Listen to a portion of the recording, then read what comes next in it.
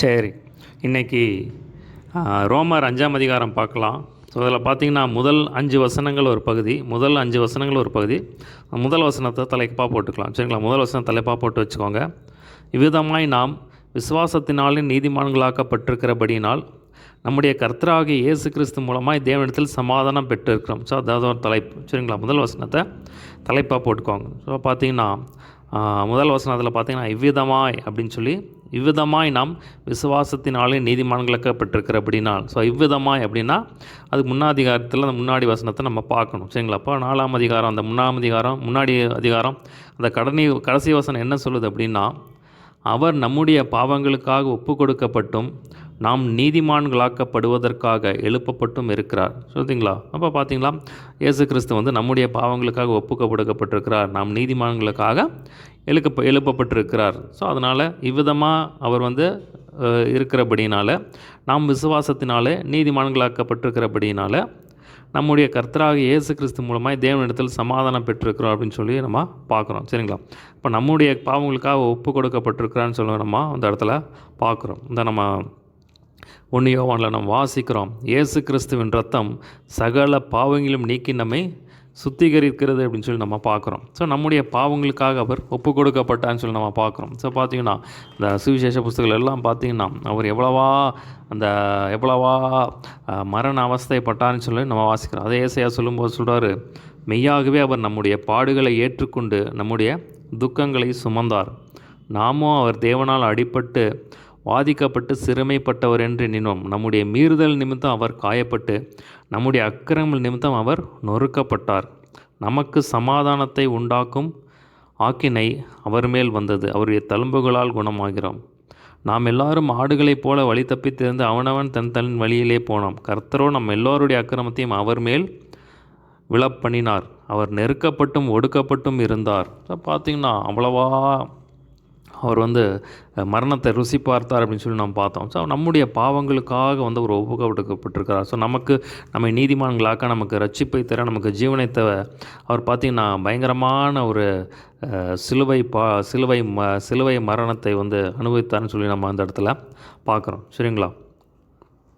இவ்விதமாய் நாம் விசுவாசத்தினாலே நீதிமான்களாக்கப்பட்டிருக்கிறபடினால் நம்முடைய கர்த்தராகிய இயேசு கிறிஸ்து மூலமாக தேவனிடத்தில் சமாதானம் பெற்றிருக்கிறோம். ஸோ பார்த்திங்கன்னா உலகத்தின் பாவத்தை சுமந்து தீர்க்கிற தேவ ஆட்டுக்குட்டி இயேசு கிறிஸ்து தான். சரிங்களா? ஸோ பார்த்திங்கன்னா சொல்கிறாரு, விசுவாசத்தினாலே நாம் நீதிமான்களாக்கப்பட்டிருக்கிறோம். ஸோ இயேசு கிறிஸ்து பாடுபட்டதுனால அவர் அந்த விசுவாசத்தினால் நம்ம நீதிமான்களாக்கப்பட்டிருக்கிறோம்னு சொல்கிறார். நம்முடைய கர்த்தராகிய இயேசு கிறிஸ்துவின் மூலமாக தேவனிடத்தில் சமாதானம் பெற்றிருக்கிறோம். ஸோ விசுவாசத்தினால நாம் நீதிமான்களாக்கப்பட்டிருக்கிறோம். இயேசு கிறிஸ்துவினால் அதனால் நம்ம சமாதானம் பெற்றிருக்கிறோம் அப்படின்னு சொல்லி சொல்கிறார். ஏன்னா நமக்கு சமாதானத்தை உண்டாக்கும் ஆக்கினை அவர் மேல் வந்தது. நம்ம சமாதானமாக இருக்கணும், நம்ம பாவம் மன்னிக்கப்படணும் அப்படிங்கிறதுக்காக சிலுவையில் ஏற்கனவே ஒரு கிரயத்தை ஆண்டவர் செலுத்தி முடிச்சிட்டார். சரிங்களா?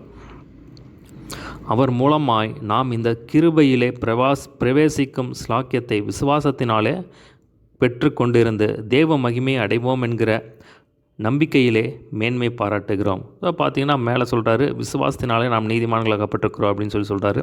மறுபடியும் பார்த்திங்கன்னா அதே விசுவாசத்தினாலே கிருபையில் பிரவேசிக்கும் ஸ்லாக்கியத்தை பெற்றிருக்கிறோம் அப்படின்னு சொல்லி சொல்கிறார். ஸோ முன்னாடி நம்ம பார்த்தோம், எல்லோரும் பாவம் செய்து தேவ மகிமை அற்றவர்களாகி இருந்தோம் அப்படின்னு சொல்லி பார்த்தோம். ஆனால் இந்த இடத்துல பார்த்திங்கன்னா மறுபடியும் இயேசு கிறிஸ்து அந்த சிலுவையில் பட்ட பாடுனால மறுபடியும் இந்த இடத்துல சொல்கிறாரு, தேவ மகிமை அடைவோம் என்கிற நம்பிக்கையிலே மேன்மை பாராட்டுகிறோம். ஸோ மறுபடியும் பார்த்திங்கன்னா இயேசு கிறிஸ்து பட்ட அந்த முதல்ல பாவிகளாக இருந்து தேவ மகிமை இழந்துட்டோம். ஆனால் மறுபடியும் இயேசு கிறிஸ்து சிலுவையில் நம்முடைய பாவங்களுக்காக மரித்து அடக்கம் பண்ணப்பட்டு 3ஆம் நாள் உயிரிழந்ததுனால மறுபடியும் தேவ மகிமையை நம்ம அடைவோம், நமக்கு அந்த நம்பிக்கையை நம்பிக்கையில் மேன்மை பாராட்டுவோம் அப்படின்னு சொல்லி சொல்கிறார்.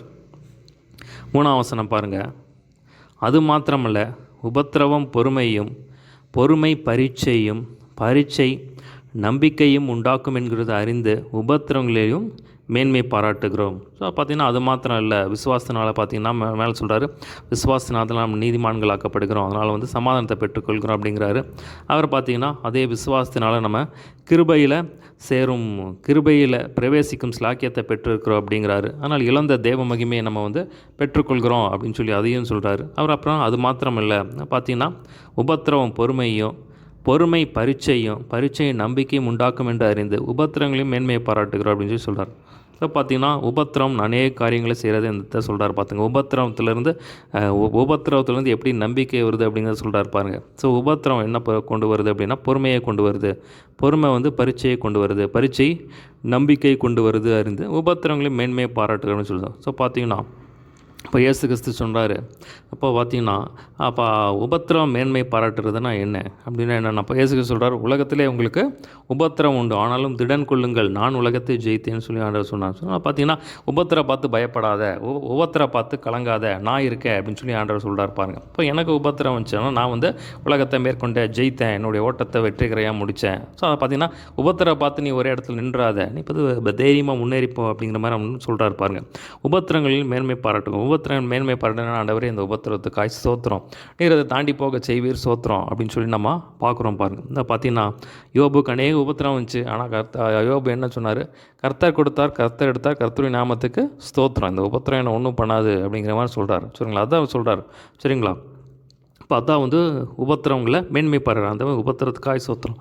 வேதம் சொல்லுது, மனுஷருக்கு நேரிடுகிற சோதனை இல்லாமல் வேறே சோதனை உங்களுக்கு நேரிடவில்லை. சரிங்களா? மனுஷருக்கு நேரிடுகிற சோதனை அது அதை தாங்கித்தக்கதாக அதை தப்பித்து கொள்ளும்படியான போக்கையை உண்டாக்குவான்னு சொல்லி நம்ம வேதத்தில் பார்க்குறோம். ஸோ சங்கீத புஸ்தகத்தில் நம்ம வாசிக்கிறோம், நீதிமானுக்கு வரும் துன்பங்கள் அநேகமாக இருக்கும், ஆனால் கர்த்தர் எல்லாவற்றிலும் நின்று அவனை விடுவிப்பார். இப்போ அதுதான் முக்கியம் பாருங்கள். அந்த 2வது பகுதி தான் முக்கியம். சரிங்களா? அப்போ உபத்திரம் பார்த்தீங்கன்னா ஆண்டவர் அப்படியே உள்ள. ஸோ பார்த்தீங்கன்னா யோபுவுக்கு உபத்திரம் வந்துச்சு. ஆனால் அந்த யோபுவுக்கு அந்த உபத்திரவத்துக்கு தேவன் ஒரு முற்றுப்புள்ளி வைக்கிறார் பாருங்கள். ஸோ அதான் நம்ம வேதத்தில் வாசிக்கிறோம், நிச்சயமாகவே முடிவுண்டு நம்பிக்கை வீண் போக. ஸோ ஒரு பிரச்சனை வந்துச்சுன்னா அப்படியே நின்றாதீங்க.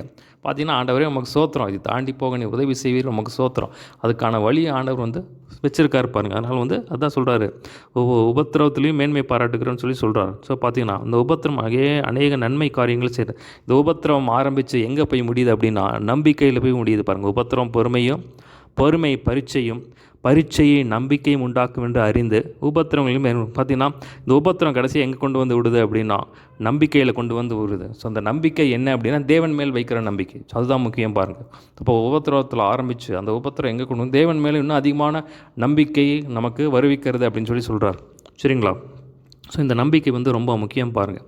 ஸோ பார்த்தீங்களா, அதை வேதத்தில் வாசிக்கிறோம். சங்கீதம் 118 சொல்கிறோம், மனுஷனை நம்பதை பார்க்கிலும் கர்த்தர் பேரில் பற்றுதலாக இருப்பதே நலம். அப்போ அதே மாதிரி பார்த்தீங்கன்னா பிரபுக்களை நம்பதை பார்க்கிலும் கர்த்தர் பேரில் பற்றுதலாக இருப்பதே நலம். இப்போ நீங்கள் மனுஷனை நம்பதை விட பிரபுக்களை நம்பதை விட கர்த்தர் மேலே நம்பிக்கை வைங்க அப்படின்னு சொல்லி சொல்கிறார் பாருங்கள். சரிங்களா? இப்போ அதே மாதிரி எரேமியா 17:7 சொல்கிறாரு. ஸோ பார்த்தீங்கன்னா கர்த்தர் மேல் நம்பிக்கை வைத்து கர்த்தரை தன் நம்பிக்கையாக கொண்டிருக்கிற மனுஷன் பாக்கியவான் அப்படின்னு சொல்லி நம்ம பார்க்குறோம். சரிங்களா? அப்போ பார்த்தீங்கன்னா ஏன்னா இப்போ ஆண்டவர் மேலே நம்பிக்கை வச்சுட்டா போதும், உபத்திரம் நம்மளை எதுவுமே செய்யாது. அப்போ பவுல் எழுதும்போது எழுதாது, கிறிஸ்துவின் அன்பை விட்டு நம்மை பிரிப்பவன் யார்? ஸோ நான் ஆண்டவரை நம்பி இருக்கேன், ஸோ ஆண்டவரன் பார்த்துக்கொள்வார். என்ன உபத்திரமோ வியாகுலமோ துன்பமோ எது வந்தாலும் சரி எதுவுமே நான் அசைக்க முடியாது அப்படிங்கிறார். சரிங்களா? ஸோ அதான் அந்த இடத்துல சொல்கிறார். இப்போ யோபு அதே மாதிரி நடுவில் சொல்கிறாரு, அவர் என்னை சோதித்த பின் பொன்னாக விளங்குவேன். சரிங்களா? அவர் என்னை சோதித்த பின் பொன்னாக விளங்குவேன்றப்போ அந்த உபத்திரத்துக்கு ஆண்டு ஒரு முற்றுப்புள்ளி வச்சார். அதுக்கப்புறம் பொன்னாக விளங்குவேன் அப்படின்னு சொல்லி சொல்கிறார். ஸோ அதே மாதிரி பார்த்திங்கன்னா யோசேப்பு நம்ம வேதத்தில் வாசிக்கிறோம். ஸோ பார்த்திங்கன்னா கர்த்தருடைய வசனம் அவனை புடமிட்டது அப்படின்னு சொல்லி நம்ம வாசிக்கிறோம். சரிங்களா? கர்த்தருடைய வசனம் அவனை புடமிட்டது. ஸோ பார்த்திங்கன்னா ஒரு டைம் வரைக்கும் ஆண்டவர் அந்த உபத்திரவத்தை அனுபவிக்கிறார். ஸோ அது மூலமாக நம்மளை புடமிடுகிறார். எப்படி ஒரு பொண்ணில் பார்த்திங்கன்னா அந்த பொண்ணை அதில் இருக்கிற களிம்பெல்லாம் அதை சூடு பண்ணும்போது அதில் இருக்கிற களிம்பெல்லாம் வெளியே வரும். ஸோ அதே மாதிரி தான் உபத்திரம் வழியாக நம்ம போகும்போது நம்ம இந்த முடிவில் பார்த்திங்கன்னா நம்ம பொண்ணாக விளங்குவோம், சுத்த பொண்ணாக விளங்குவோம். இப்போ இயேசு கிறிஸ்துவின் சாயலாக நம்ம மாறுவோம். அது ஒரு முக்கியமான ஒரு காரியம் பாருங்கள். அதான் உபத்திர பார்த்து நீ எது கலங்காத அப்படிங்கிறார். 5ஆம் வசனம் பாருங்கள், மேலும் நமக்கு அருளப்பட்ட பரிசுத்த ஆவியினாலே தேவ அன்பு நம்முடைய இருதயங்கள் ஊற்றப்பட்டிருக்கிறபடியினால் அந்த நம்பிக்கை நம்மை வெட்கப்படுத்தாது. சரிங்களா? அப்போ தேவ அன்பு நம்ம இருதயத்தில் ஊற்றப்பட்டிருக்கணும், அந்த நம்பிக்கையை நம்ம வெட்கப்படுத்தாது. ஸோ பார்த்திங்கன்னா நம்ம பரிசுத்த ஆவியில் நிரம்பும்போது அந்த தேவ அன்பு நமக்குள்ளே இப்போ தேவ அன்பு அது வந்து ரொம்ப ஒரு முக்கியமான ஒரு காரியம் பார்க்கும். தேவ அன்பு என்னென்னா வந்து பார்த்திங்கன்னா இப்போ அன்பு வந்து ஒரு ஆவி. சரிங்களா? இப்போ இந்த இடத்துல பார்க்கும்போது அப்போ தேவ அன்பு நம்ம இருதயத்தில் ஊற்றப்பட்டிருக்கு. அன்பு ஒரு ஆவி. ஸோ அன்பு வந்து ஒரு கனி. சரிங்களா?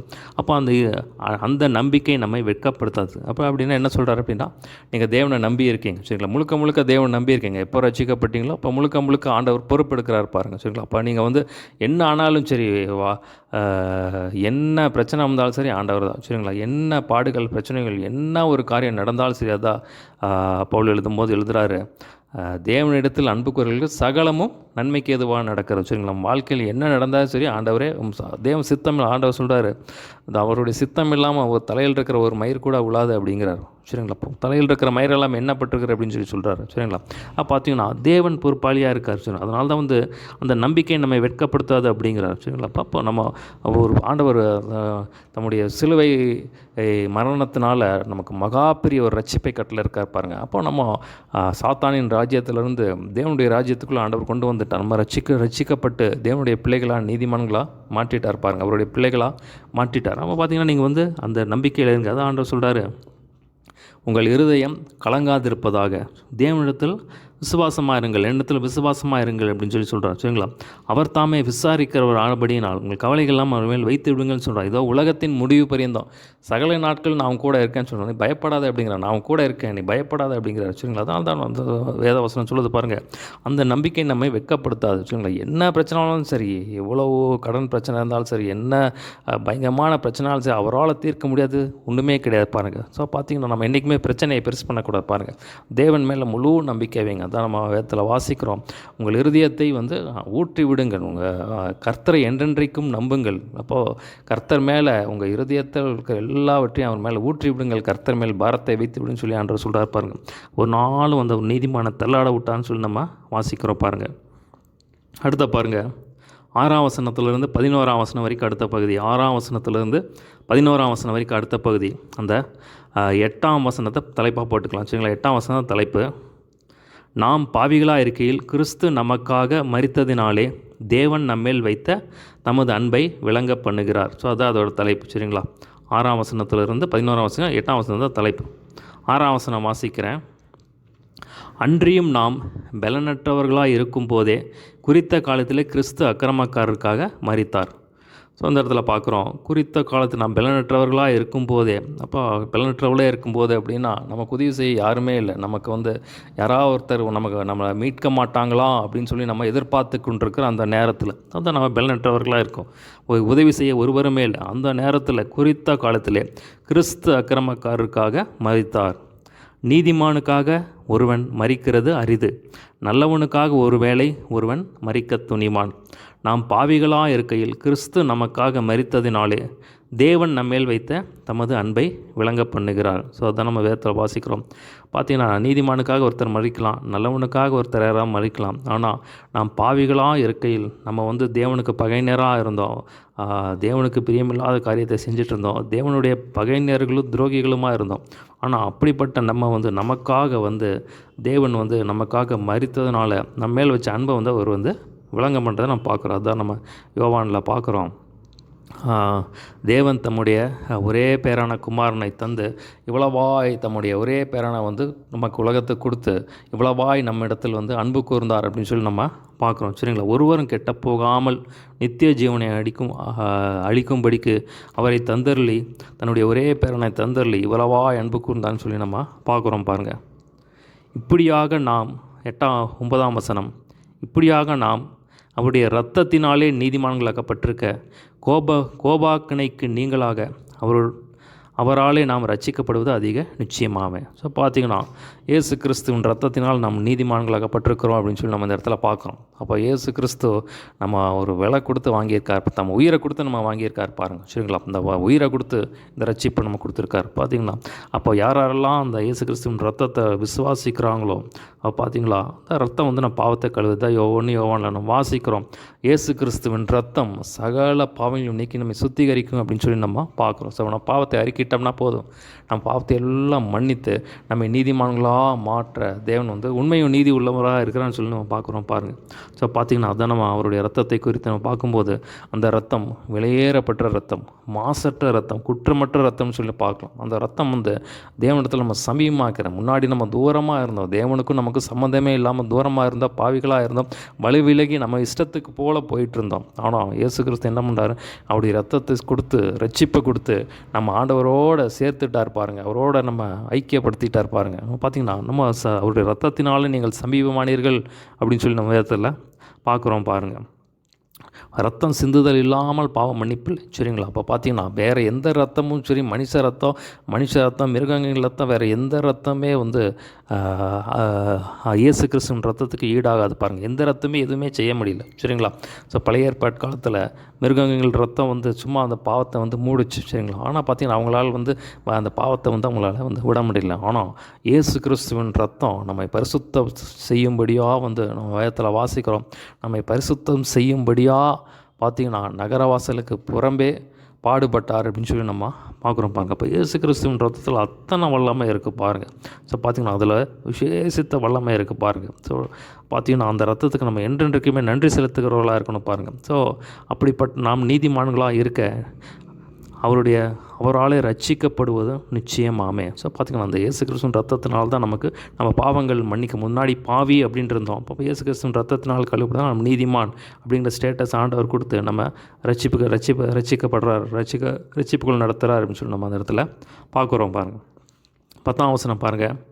நாம் தேவனுக்கு சத்துருக்களாக இருக்கையில் அவருடைய குமாரனின் மரணத்தினாலே அவருடனே ஒப்புரவாக்கப்பட்டோமானால் ஒப்புரவாக்கப்பட்ட பின் நாம் அவருடைய ஜீவனாலே ரட்சிக்கப்படுவது அதே நிச்சயமாமே. ஸோ முன்னாடி பார்த்திங்கன்னா சத்துருக்களாக இருந்தோம், ஆனால் அவருடைய மரணத்தினால நம்மளோட வந்து ஒப்புரவாக்கப்பட்டோம்னா அவர் ஜீவனால் ரட்சிக்கப்பட அதிக நிச்சயம் அப்படின்னு சொல்கிறோம். அப்போ ஆண்டவரோட வந்து நம்ம ஒப்புரவாக்கப்பட்டிருக்கோம். அப்போ அவருடைய ரத்தத்தினால் நம்ம வந்து அவருடைய மரணத்தினால் சிந்தனை ரத்தத்தினால் நம்ம வந்து ஒப்புரவாக்கப்பட்டிருக்கோம் அப்படின்னு சொல்லி அவரோட நம்ம ஒப்புரவானோம்னா அவரால் நம்ம வந்து ரட்சிக்கப்படுவது அதிக நிச்சயம் அப்படின்னு சொல்லி சொல்கிறார். அப்போ நம்ம ஆண்டவரோட போய் ஒப்புரவாகணும் பாருங்கள். அப்போ ஒப்புரவாகுதுன்னா என்ன, ஆண்டவரோட கிட்டி சேர்றது, சரிங்களா? அப்போ ஒப்புரவாகிறது அப்படின்னா என்னென்னா, நான் வந்து இனிமேல் வந்து என் வழி கிடையாது ஆண்டவரே, நான் வந்து என் இஷ்டத்துக்கு போயிட்டு இருந்தேன், நான் நினச்சதெல்லாம் செஞ்சுட்டு இருந்தேன், இனிமேல் வந்து என் வழி இல்லை, இனிமேல் உங்கள் வார்த்தைக்கு நான் கீழ்ப்படிவேன், உங்கள் சித்தத்துக்கு நான் ஒப்பு கொடுப்பேன், இனிமேல் என் சித்தம் இல்லை, என் வழி இல்லை, என்னுடைய ஸ்டைல் கிடையாது, இனிமேல் நீங்கள் என்ன சொல்கிறீங்களோ அதுதான், நான் வந்து என்ன ஒப்பு கொடுக்குறேன், நான் இனிமேல் வந்து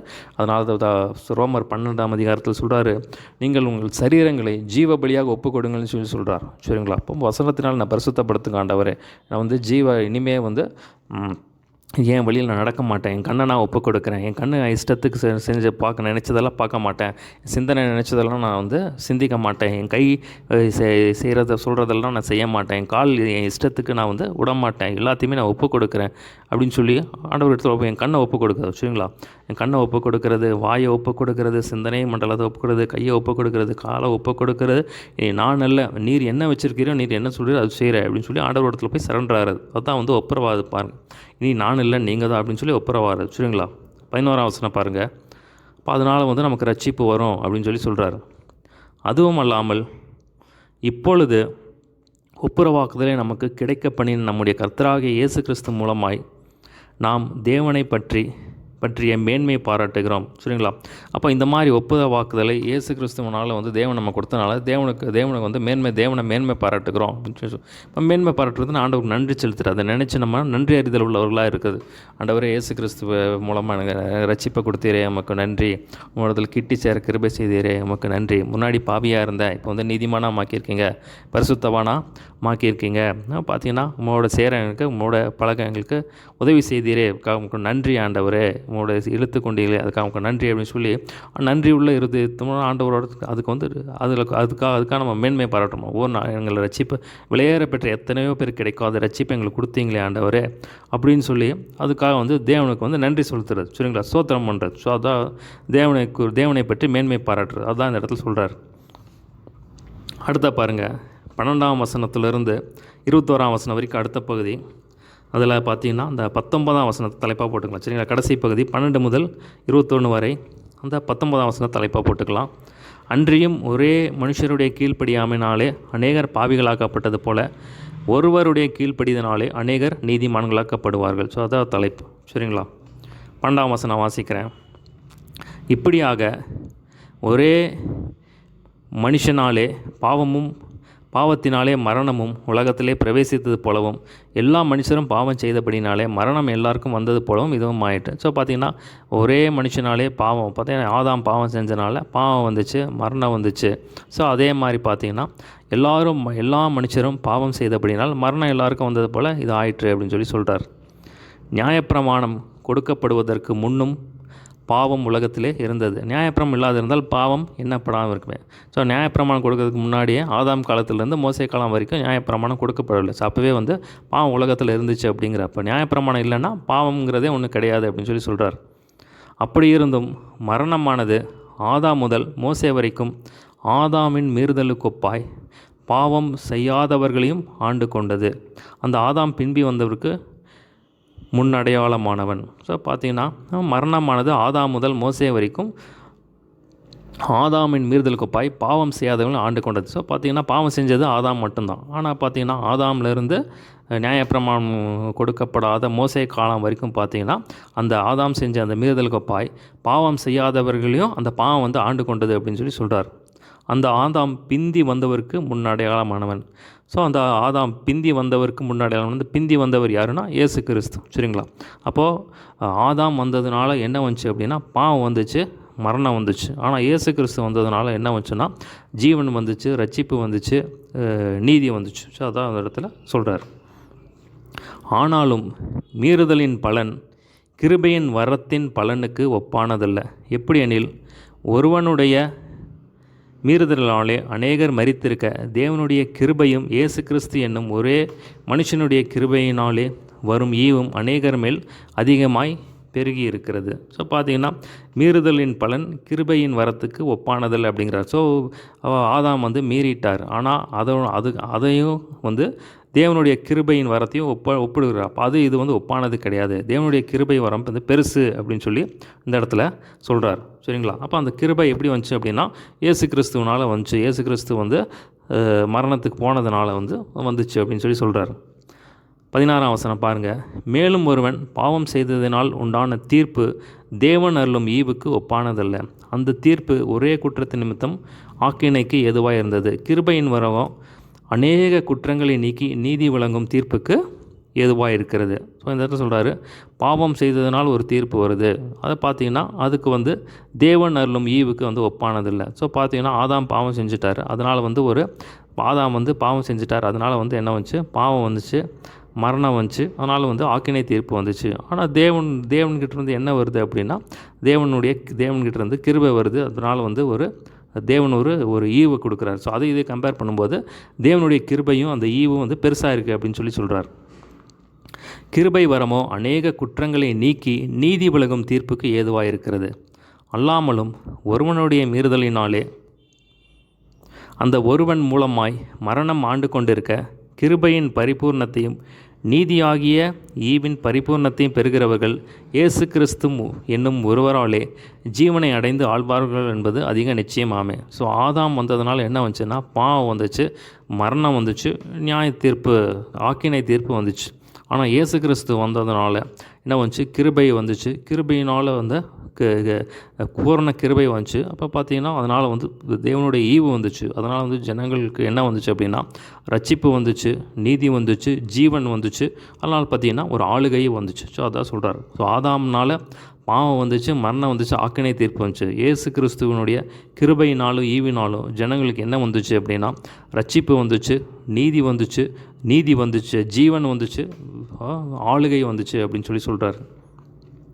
ஆகையால் ஒரே மீறுதலினாலே எல்லா மனுஷருக்கும் ஆக்கினைக்கு ஏதுவான தீர்ப்பு உண்டானது போல ஒரே நீதியினாலே எல்லா மனுஷருக்கும் ஜீவனை அளிக்கும் நீதிக்கு ஏதுவான தீர்ப்பு உண்டாயிருக்குது. ஸோ ஒருவருடைய மீறுதனால் ஆக்கினை வந்தது போல் ஒரே மனுஷனுடைய நீதியினாலே ஜீவனுக்கு ஏதுவான தீர்ப்பு வந்துச்சு அப்படின்னு சொல்லி சொல்கிறார். 19ஆம் வசனம் பாருங்கள். ஸோ பார்த்திங்கன்னா இதோட சாரம். சரிங்களா? அதோட சாரம் இந்த 19ஆம் வசனத்தில் இருக்குது. அன்றியும் ஒரே மனுஷனுடைய கீழ்ப்படியாமையினாலே அநேகர் பாவிகளாக்கப்பட்டதனாலே ஒருவருடைய கீழ்ப்படிதனாலே அநேகர் நீதிமான்களாக்கப்படுவார்கள். ஸோ பார்த்திங்கன்னா ஆதாம் பாவம் செஞ்சது, கீழ்ப்படியாதனால பாவம் செஞ்சதுனால அநேகர் பாவிகளாக்கப்பட்டதால் இயேசு கிறிஸ்து கீழ்ப்படிஞ்சதுனால அநேகர் நீதிமான்களாக்கப்படுவார். இப்போ யாரெல்லாம் இயேசு கிறிஸ்து விசுவாசிக்கிறாங்க அவங்களாம் நீதிமான்களாக்கப்படுவார்கள் அப்படின்னு சொல்கிறார். மேலும் மீறுதல் பெருகும்படிக்கு நியாயப்பிரமாணம் வந்தது.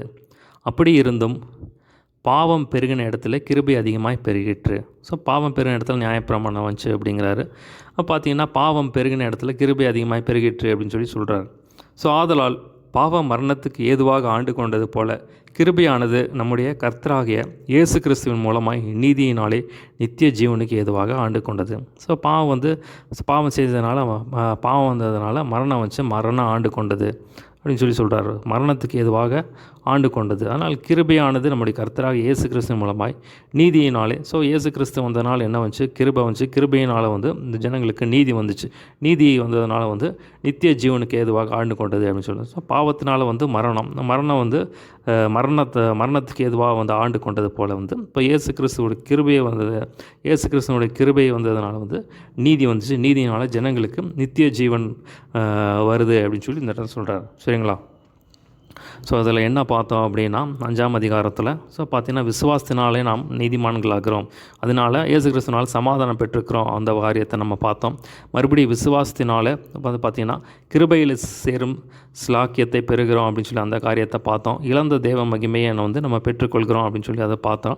அதே மாதிரி பார்த்திங்கன்னா உபத்திரம் பார்த்திங்கன்னா நம்பிக்கையை உண்டாக்கும் என்று அறிந்து உபத்திரங்களையும் மேன்மை பாராட்டுகிறோம் அப்படின்னு சொல்லி அந்த காரியத்தை சொல்கிறாரு.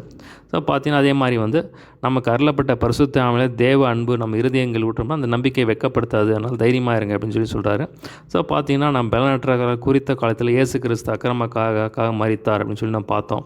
நாம் பாவிகளாக இருக்கிற கிறிஸ்து நமக்காக மரித்தனாலே தேவன் நம்ம மேல் வைத்த அன்பை விளங்க. நம்ம சத்ருக்களாக இருந்தோம், தேவனுக்கு சத்ருக்களாக இருந்தோம், பகையனாக இருந்தோம், பாவிகளாக இருந்தோம். ஆனால் அப்படி இருந்தோம் நமக்காக இயேசு கிறிஸ்து நமக்காக மரித்ததுனாலே நம்ம மேலே எவ்வளோ அன்பு வச்சுருக்காங்கிறத காட்டினார் அப்படின்னு சொல்லி பார்த்தோம். அதே மாதிரி பார்த்திங்கன்னா அவருடைய ரத்தத்தினாலே நாம் நீதிமான்களாக்கப்பட்டிருக்கிறோம் அப்படின்னு சொல்லி பார்த்தோம். அதே மாதிரி பார்த்திங்கன்னா நீங்கள் தேவனோட ஒப்புரவானீங்கன்னா நீங்கள் ரட்சிப்பை பெற்றுக்கொள்வீங்க. அதனால் நீங்கள் மேன்மை பாராட்டுங்க அப்படின்னு சொல்லி அதை சொல்கிறத நம்ம பார்த்தோம். அதே மாதிரி பார்த்திங்கன்னா ஒரே மனுஷனுடைய கீழ்ப்படியாமையினாலே அநேகர் பாவிகளாக்கப்பட்டது போல் ஒருவருடைய கீழ்ப்படியாக அநேகர் நீதிமான்களாக்கப்படுவோம் அப்படின்னு சொல்லி அந்த காரியத்தை நம்ம பார்த்தோம். இப்போ ஆதாம் நாள் என்ன வந்துச்சுன்னா பாவம் வந்துச்சு, மரணம் வந்துச்சு, ஆக்கினை தீர்ப்பு வந்துச்சு அப்படின்னு சொல்லி பார்த்தோம். அதே மாதிரி பார்த்திங்கன்னா இயேசு கிறிஸ்துவனால் என்ன வந்துச்சு? இயேசு கிறிஸ்துவனுடைய கிருபையினால் அவருடைய ஈவுனாலையும் ஜனங்களுக்கு என்ன வந்துச்சுன்னா ரட்சிப்பு வந்துச்சு, நீதி வந்துச்சு, ஜீவன் வந்துச்சு, ஆளுகை வந்துச்சு அப்படின்னு சொல்லி அந்த காரியத்தில் பார்த்தோம். சரிங்களா? அப்போ பாவம் மரணத்துக்கு எதுவாக ஆடு கொண்டது போல் கிருபையானது கர்த்தராக இயேசு கிறிஸ்துவின் மூலமாக நீதினாலே நித்திய ஜீவனுக்கு எதுவாக ஆண்டு கொண்டது. ஸோ அந்த காரியத்தை நம்ம பார்த்தோம். சரிங்களா? அப்போ பாவம் மரணத்துக்கு எதுவாக ஆண்டு கொண்டது போல் அப்போ இயேசு கிறிஸ்துவனுடைய கிருபையினால் நமக்கு நீதி வந்துச்சு. நீதி நம்ம நித்திய ஜீவனுக்கு நேராக நடத்துது அப்படிங்கிற அந்த காரியத்தை நம்ம பார்த்தோம். சரிங்களா? ஸோ ஒரு சின்ன ஜெபம் பண்ணி முடிச்சிடலாம். ஏசப்பா உம்முடைய சத்தியத்துக்காய் நன்றி ஆண்டவரே.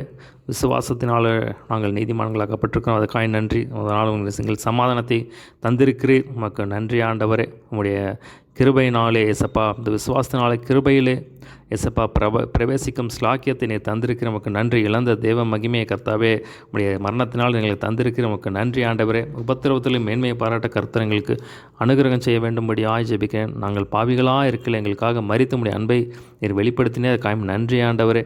ஏசப்பா உடைய ரத்தத்தினால் எங்களை நீதிமான்களாக்கினீரே அது காயம் நன்றி ஆண்டவரே. உமோடு நாங்கள் இன்னும் ஒப்புரவாகிறோம் ஆண்டவரே. இன்னும் இடத்துல கிட்டி சேர கர்த்தர் எங்களுக்கு அனுகிரகம் பாராட்ட வேண்டும்படியாய் ஜெபிக்கிறேன் ஆண்டவரே. ஏசப்பா ஆதாம்னால் மரணம் வந்துச்சு, பாவம் வந்துச்சு பாவமும் மரணமும் வந்துச்சு ஆண்டவரே. ஆனால் உங்களுடைய கிருபையினால் ஏசப்பா எங்களுக்கு ரட்சிப்பை கொடுத்து நீதிமான மாற்றினீரே உமக்கு நன்றி ஆண்டவரே. இன்னும் இடத்துல கிட்டு சேர கருத்தர் அனுகம் பாராட்ட வேண்டும்படியாய் ஜெபிக்கிறேன்.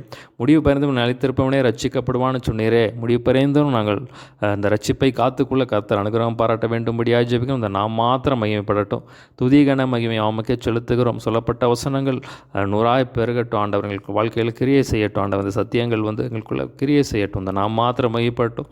இயேசுவின் நாமத்தில் எல்லாவற்றும் கேட்குறோம் நல்ல பிதாவே. ஆமேன்.